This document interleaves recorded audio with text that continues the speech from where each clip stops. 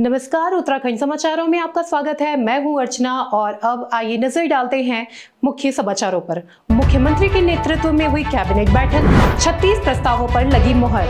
Armed force द्वारा आयोजित परीक्षाओं में चयनित 129 अभ्यर्थियों को राज्य सरकार करेगी सम्मानित, देगी 50,000 की पुरस्कार राशि। जीबी पंत विश्वविद्यालय ने NIRF रैंकिंग में किया सुधार, हासिल की 88th रैंक। जिलाधिकारी देहरादून ने लिया स्वतंत्रता दिवस के कार्यक्रम की तैयारियों का जायजा, संबंधित विभागों को दिए निर्देश।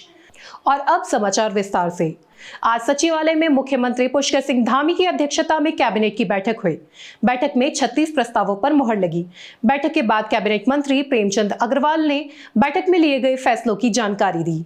उन्होंने बताया कि विधानसभा सत्र के दौरान अनुपूरक बजट पेश करने को लेकर कोई चर्चा नहीं हुई और निकायों के आरक्षण को लेकर मुख्यमंत्री को अधिकृत किया गया है।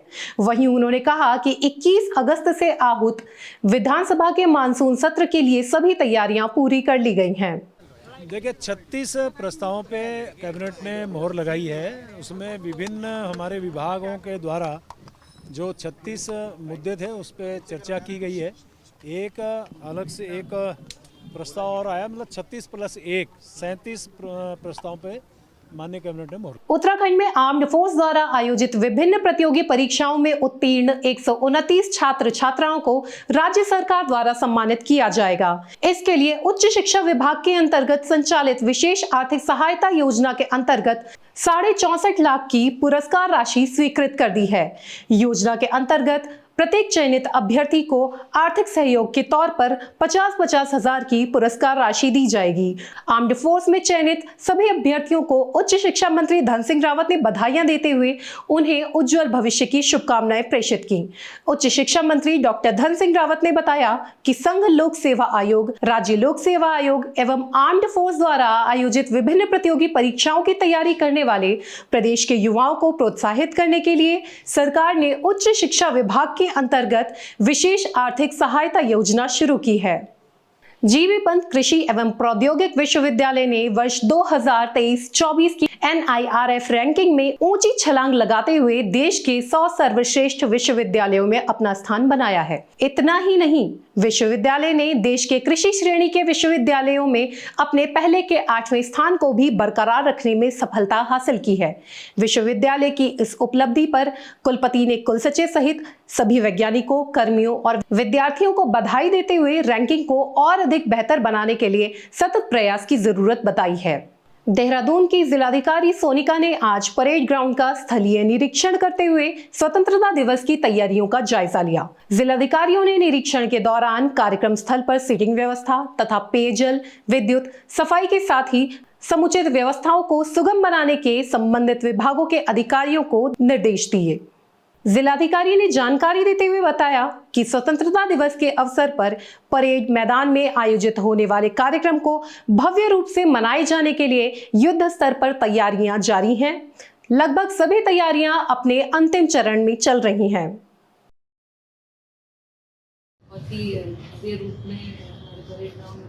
इस बार भी तैयारियां चल रही हैं और सभी डिपार्टमेंट्स को क्लियर इंस्ट्रक्शन दे दिए गए क्या क्या तैयारियां उसमें करनी है और अब हम ऑलमोस्ट फिनिशिंग स्टेज में। प्रदेश भर में ऊर्जा निगम की ओर से स्मार्ट मीटर लगाने की दिशा में बहुत तेजी से काम शुरू हो गया है। मेट्रो सिटी की तर्ज पर उपभोक्ताओं को पहले मीटर को रिचार्ज करना होगा, उसके अनुसार ही वो बिजली का उपभोग कर सकेंगे। रुड़की मंडल में स्मार्ट मीटर लगाने की प्रक्रिया शुरू कर दी गई है। इसके लिए रामनगर डिवीजन में सर्वे कार्य शुरू किया गया है। सर्वे के दौरान संबंधित एजेंसी के कर्मचारी ट्रांसफार्मर की संख्या व उनसे जारी उपभोक्ताओं के कनेक्शन आदि की रिपोर्ट तैयार करेंगे। इसके अलावा मीटर के संबंध में भी रिपोर्ट देंगे कि मीटर में कितनी रीडिंग है।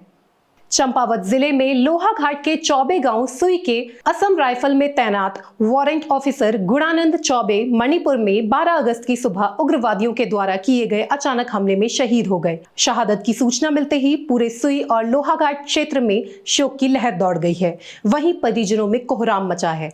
ग्राम प्रधान भुवन चौबे ने बताया कि गुणानंद चौबे मणिपुर में 22 बटालियन असम राइफल्स में वारंट ऑफिसर के तौर पे तैनात थे।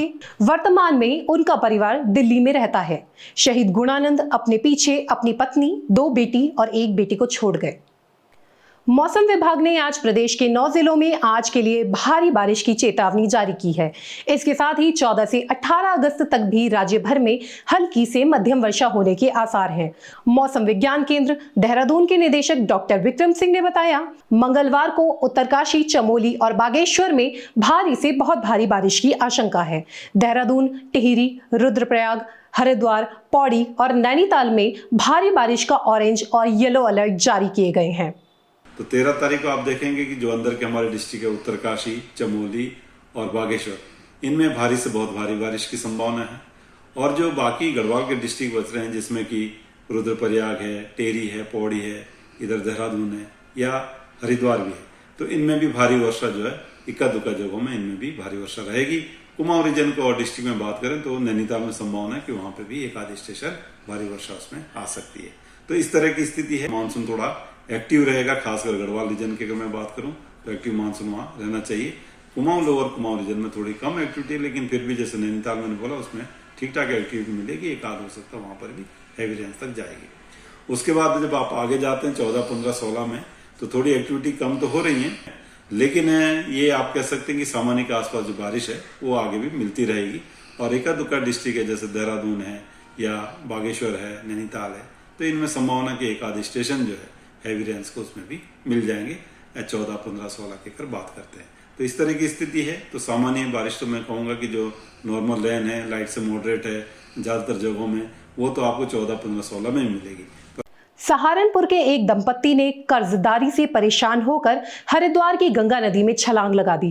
पुलिस ने पति का शव बरामद कर लिया है, जबकि पत्नी अभी भी लापता बताई जा रही है। मृतक की पहचान सहारनपुर निवासी सौरभ बब्बर के रूप में हुई है, जो ज्वेलरी की दुकान चलाता है। कर्ज के बोझ तले दबकर उसने पत्नी के साथ मिलकर ये खौफनाक कदम उठाया। प्राप्त जानकारी के अनुसार सौरभ किट्टी चलाने का काम भी करता है। किट्टी के कर्ज से परेशान होकर सर्राफा कारोबारी ने अपनी पत्नी के साथ हरिद्वार में हर की पौड़ी से गंगा में छलांग लगा दी। मृतक का शव गंगा नहर से बरामद हुआ है, जबकि उसकी पत्नी का कोई सुराग नहीं मिल पाया है। वहीं मामले की सूचना मिलने पर परिजन भी हरिद्वार पहुंच गए।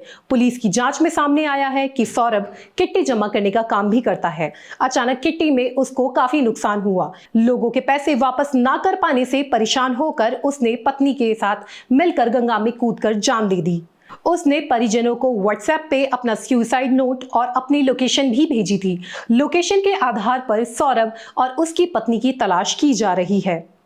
जी हाँ, सौरभ बब्बर जो हैं ये कोतवाली नगर थाना क्षेत्र के रहने वाले थे। इनकी दुकान थी किशनपुरा घंटाघर में, और 10 तारीख को ये अपनी दुकान की चाबी किसी अपने नोन को देकर वहां से चले गए थे। इनके घर वाले थाने पर आके इनकी गुमशुदगी दर्ज करवाते हैं। उसके बाद कल सुबह इनके परिजन थाने पर आते हैं। उनके द्वारा ये सूचना दी जाती है पुलिस को कि इनके मित्र के पास एक व्हाट्सएप रिसीव हुआ है, जिसमें जो सौरभ बब्बर हैं उन्होंने एक रिटर्न नोट में ये बात लिखी है कि वो सुसाइड करने जा रहे हैं। कल से ही हमारी जो पुलिस टीम है इनके परिजनों के साथ लगी हुई थी, इनकी डेड बॉडी या फिर इनके बारे में कोई पता लगाने के लिए। वहाँ पर सीसीटीवी फुटेज भी देखे जाते हैं, तो उसमें सीसीटीवी फुटेज में भी आते हुए दिखते हैं, और उनकी बाइक भी वहाँ पर लावारिस स्थिति में पड़ी हुई मिलती है। उसके बाद आज सुबह सूचना मिलती है कि रानीगंज में इनकी डेड बॉडी जो है वो बह के आई है। अभी तक इनकी पत्नी का कुछ पता नहीं चला है, उसकी बॉडी अभी रिकवर नहीं हुई है। और आगे कार्रवाई जो पंचायतनामा है और जो पीएम है वो हरिद्वार पुलिस द्वारा भरवाया गया है, और जो भी इसमें आगे तहरीर घर वालों की तरफ से दी जाएगी या जो भी जांच में इसमें तथ्य सामने आएंगे उसके अनुसार इसमें विधिक कार्रवाई की जाएगी। भारतीय मानक ब्यूरो देहरादून की ओर से उत्तराखंड अग्निशमन और आपात सेवा अधिकारियों के लिए एक कार्यशाला का आयोजन किया गया। ये कार्यशाला भारतीय मानक अग्नि निवारण और रोकथाम के साथ ही फायर सेफ्टी उपकरणों से संबंधित भारतीय मानकों पर केंद्रित थी। आयोजन का प्रमुख उद्देश्य आग सुरक्षा के उपकरणों की गुणवत्ता और मानक के प्रति जागरूकता बढ़ाना था। इस कार्यशाला की अध्यक्षता पुलिस उप महानिरीक्षक अग्निशमन एवं आपात सेवा निवेदिता कुकरेती ने की।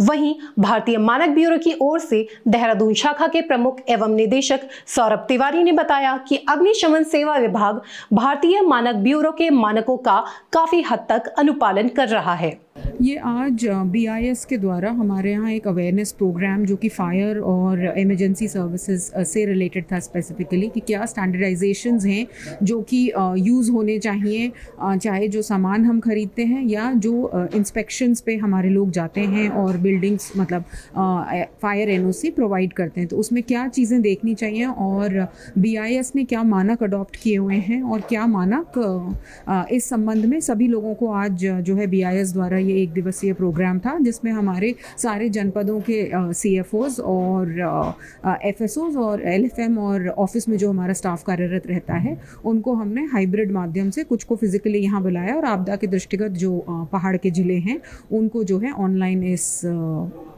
ट्रेनिंग में शामिल करना। और अंत में चलते चलते मुख्य समाचार एक बार फिर। मुख्यमंत्री के नेतृत्व में हुई कैबिनेट बैठक, 36 प्रस्तावों पर लगी मुहर।